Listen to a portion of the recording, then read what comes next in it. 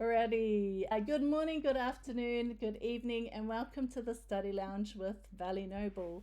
My name's Sylvs, and I'm here today with one of our Brigham Young University in Hawaii students who's going to be talking about their experiences at BYU. And so we are an educational and consultancy team, and we help international students studying with academic services as well as therapy services. So we give a warm welcome here to Danielle. Hi, Danielle, and thanks for joining us. Hola, thank you for having me. My name is Daniela Campo. I am from Colombia and I am currently in my senior year at BYU Hawaii. Oh, that's amazing. So, thank you, Daniela, for coming and joining us with our study lounge today. And so, we have a great lineup of the experiences that you've had at BYU. And so, let's jump straight into it. I see that you're in amongst a few equipment there. Just what do you do at BYU? So at BYU, I work at Media Services, which is basically a place where we help professor and students. We help the professors by helping them set up projectors, bring speakers, connect them to the internet. If there's anything like techie that they can't do, we go and help them. But as well, we provide computers, we provide cameras, tripods for students to use for their classes. Oh, that's awesome. Everyone definitely needs the techie guys to help them out during those times of study. And we'll jump into our questions for today. What factors led you to consider BYU as a study destination? The first thing that happened or that I was interested was in the diversity. And I think at first, there's a lot of cultures here, but there's not a lot of Hispanics in the school. Yes. And I said, let's see, I want to change that. And I am the first generation of my family to pursue higher education. Awesome. That's so amazing. And I guess being one of the not so many Hispanics or Latinos, have you seen an I guess a bigger engagement from students from back in your countries in South Mm, America, Central America? it's really hard because even for me, my parents, when I told them that I wanted to go to Hawaii, it's like telling them like I want to go to the North Pole. It seems like a very hard idea. There's not enough money, like you're going to be away from your culture. It just seems very impossible. And I feel like that mentality of like, oh no, like I can't do it, like, is still amongst the people of my country. And I've tried to encourage like my cousins and my friends, and I'm like, I can help you write essays and stuff. But it's just like it's still a challenging thing to do. Yeah, definitely. And I guess that leads us to the next questions would be like, what was the process you took to initiate coming to BYU? So, what were the different steps that you took? So the first thing that I did was to read about like how much tuition would be, where would I live, like housing, the different courses that they had, like if it was something that I wanted to study, and not only like my major, but like backup options just in case. Because in college, you change your mind a lot about what Yes, you want to yes. do. So that was something that I considered. And then after, once I was like, okay, I know I can manage this. I know that I have this option if I don't go with this. The next step was just applying, which was a little scary. Yes. I was just like, we had to write 3 essays. But the good thing is, you just talk about yourself and your experiences, and then you just wait for an answer. That's awesome. That's really neat. I've we've done a couple of interviews, and it's really neat about learning from your guys' perspective those different challenges that you had. And what about before going to BYU? What were the challenges for that preparation? So, did you find were there things like government or financial? What were the pressures that you had before I coming? think the biggest challenges before coming was the approval of my parents, I did not have it. Oh, Um, okay. So yeah, how did that come about? Like, how were you able to work with them? That's a big it was challenge. it was so hard. I tried to explain like I'm trying to get further education, and I was trying to tell them, but they're like, no, like you don't need you don't need a degree to make good money. And I said, it's not about the money, it's about like the knowledge that I will get. You know what happened? This was right before COVID. Um Okay, okay, yes, and so before COVID, and they didn't think that a degree was necessary, and the cost seemed impossible. But I was saving up, yeah, from my part-time jobs, and I knew that I put my effort because I felt like this is something I needed to do, and I needed to be persistent. And I told my parents, I let them down. I was like, okay, if you're not gonna support me with my decision, like I'm leaving either way. Like yes, I'm yes, doing it. I need to do this not for you guys, but I'm doing this for me. yeah, Because that's yeah, the whole point. Like it was something I wanted to do. But then COVID happened, yeah? yeah. And so then COVID happened, and they were like, okay, that's a sign. Yes, yes. But something that we learned in my country is like a lot of people that didn't have degrees, they lost their jobs. Ah, yep, yep. And then my parents realized the importance of having a degree and having education. So then it was easier. I started doing online. We did a Okay, virtual yes. school. I started doing virtual school. So is that with BYU? You started Yeah. virtually first? Okay, yeah. Mhm. I started virtually first, and then once everything was clear and we started coming here with mask on. And by that time, my parents were like, "Okay, yeah, this is something you need to do." And after a whole like 2 years after applying, finally they were like, "Okay, yes." Okay. Oh, that's good. I'm really glad. That's a great success story because it would be tough not having the approval of your parents.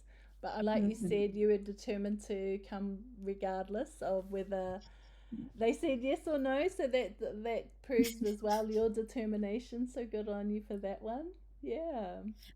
But also, it's your parents, the people you look for guidance, the people that Mhm. you look up to, and it was just very like discouraging for sure. I was double, like I was like, am I gonna be able to do this? I was doubting myself, Yes, but yes. at the end, you just gotta, if you have the strong feeling and you wanna pursue something and it's something right, then your parents will see it eventually. That's good. That's awesome. That's great. Great advice, especially for anyone that's having that struggle with their parents about should I go, should I stay. So that's good. Well done. That's strong determination there. What about when you got to BYU? What were some of the most significant obstacles that you faced or some challenges while you're studying? So, what were the challenges? Ooh, the culture shock. Okay. Going back, like I'm like the only Latina here. There was like one other Colombian guy, so there was just like two of us, and there was like when I got here, there was like what, five Hispanic people. Okay. And so we got to speak Spanish, yeah, but it's like it was really hard to make our traditional food or talk Spanish all the time, Yes, yes. and then it was just challenging for sure, especially when you live in the dorms and you live with people from different cultures, and Yes. it's very different. Because mine is like very warm, very hi, how are you? Here, eat my food, have this. But there's other cultures that they keep to themselves more. So it was challenging for sure. Wow. Yeah, I remember I came there many years ago and it was very different as well. Getting used to different cultures, different ways of doing things, and I guess just the simple things of cultural appropriate ways of Yeah. doing food, put take because we always take our shoes off walking into someone's house where they might say, Hmm. "Oh, what are you taking your shoes off for?" But for me, it was like, "Oh, this is what we have to do." So I guess learning those Hmm. differences and how did you overcome that? What made it easier for you? integrating myself with these cultures, so making diverse friends, yeah. So Yes, not just yes. sticking with like one group, but like opening up my mindset. And let's say if something offended me, I would be like, okay, why are you offended? Maybe that's the way they do it in their culture, and then ask more questions in order to learn that. And that way you gain knowledge too of how you should respond Yes. to those cultural differences. That's So the only way to awesome. learn was to meet other people. Yes, yes. And you find that your just your horizon widens just be Hmm. meeting those different people, eh? That's Hmm. awesome. What about during your time as a student or while you're studying now? Has there been times where you're like, I need to reach out for support, whether it's from school support? What kind of supports have been beneficial to you or that you've reached out to? I think the main support were my professors. Okay, awesome. My professors have really helped me.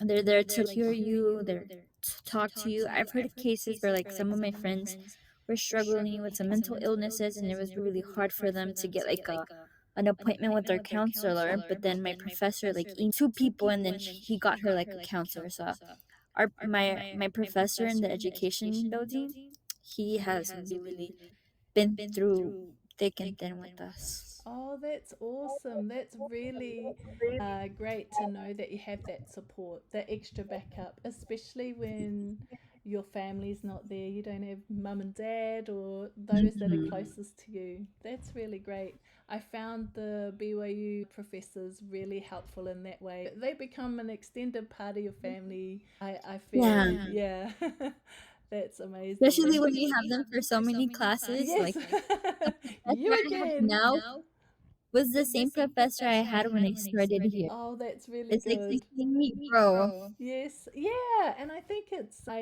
have a friend there who is also a professor, and she says the same thing that it's really neat to see everyone how they grow.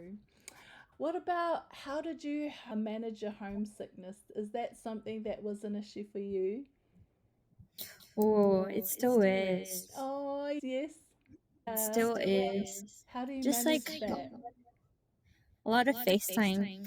Yes, FaceTime my yes, yes. family. Like I call my family once every day at least. Yes. Just to see how they're my family. I miss them, and I get to speak Spanish, and I feel like I'm Yes. over there with them even though I'm not. Yeah. Do you get that chance to go home or you're there for the full 4 years? I get a chance to go home every break that we have. I make sure I go home. Oh, that's nice. That's good. But yeah, homesickness is a big one, I think, for all Mhm. international students. Yeah, that was something I struggled with a bit back in the days. We weren't able to, we didn't have any of this kind of technology, and my folks lived way out in the country, so we didn't really call as often. But yeah, homesickness was a big one. So that's good that you Mhm. get to go home and break time. Yeah. And what about, were there any specific, I guess, academic or career goals that you want to achieve while you're there at BYU? So something that was important to me was, so my degree is elementary education because I want to be a teacher, Oh, but I nice. also wanted to get a certificate in leadership business Okay, that's because great. I've always had the mentality like, oh my gosh, maybe we should make a car wash, or we should sell this at school. Like it looks like a need. Yes, you've Something got that in the that future, entrepreneurial sort of drive behind yeah, you. Yes, that's always because great to have, eh? yeah, you can Especially, always have like many goals. Like you don't just have yeah. to stick to your degree. Yes. Yeah, I can be a teacher, but I can also start my own business on the side. So. Exactly, exactly. And I guess that's what COVID, we've learned from COVID, is to be able to have different skills to create your own business on the side when that happens. What about, what advice would you give future international students who are wanting to go to BYU in Hawaii or even to other countries? So, if any of your friends or families at home, what kind of advice would you give them to prepare them to study abroad? Oh, okay. I would first advise, I would be like, if you already have the desire, follow through with it. Awesome. Because when are you all gonna have the opportunity to study abroad again? You're gonna learn so much, not only intellectually, but culturally. You're gonna meet so many people that you can network and expand your networkship and just enjoy this time and do it. And everything else, like the financial, there's a lot of programs, scholarships, things that can help you get your degree if you're worrying about the money. Homesickness, you make friends, yeah? So right There now, you go. family here. There's a couple from Vietnam. I have a friend from India, and then my boyfriend's from Malaysia. So There you you meet all go. these Yes. different cultures and you create your own family here that Yes, can help yes. you with homesickness too. There you go. And as you're preparing to like what you want to do, okay, does it have the programs that I need, the help that I desire, and that will prepare you to go abroad.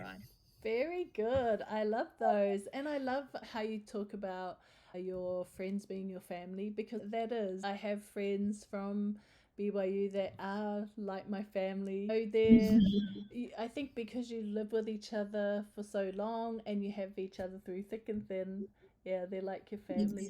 So Exactly. that's so important. I think that's a big takeaway from BYU is surrounding yourself with all these different cultures and friends and become families. So that's great. Awesome. That's so good. So, what do you want to do afterwards? Like, where are you hoping to go after BYU? So after BYU, I'm gonna go home for a little bit. My sister started college and she's struggling. Yes, She yes. feels very stressed. I want to go and be with her, and I want to substitute different levels while I'm home. So go to kindergarten, first, second, third, fourth, fifth, and see which grade level I love the most. Because right now I work Awesome. in first grade. Yes. And then after that, in August, I'll come back to Oh, Hawaii nice. and start teaching full time here. Oh, that's awesome. Well done. That's good. And do you, so is that period of time where you can have a year to teach here or you can teach in the US automatically? I can teach in the US because I got my license. So I just got my license for teaching here in the US. So yes. Wow. So how long do you have? Like when do you graduate? Is it this? So December 7th. So I have 5 weeks. Oh, well done. And your Mhm. family are coming? My family is coming, Oh, yes. that's So exciting. they're so excited. Oh, that is so exciting. Oh, congratulations. That's such a good Thank you. effort. Well done. Yeah, because we are hoping to come back. You may be there by then in March for the APCC. So Oh, fingers okay. crossed. Yeah, fingers crossed. Yeah, But thank you so much for jumping in and joining us. I appreciate of it. course. And I'm I glad I wish you can help. well. Yeah, wish you well on your journey. You too. I hope you have a good day. Thank you. Same to you. Oh, and oh yes, because it's Friday. Happy Aloha Friday. Ah, thank Yeah. you. Yes. Happy Saturday. Yes, Saturday. So you have a good one. Thanks, Daniela. Bye. Bye.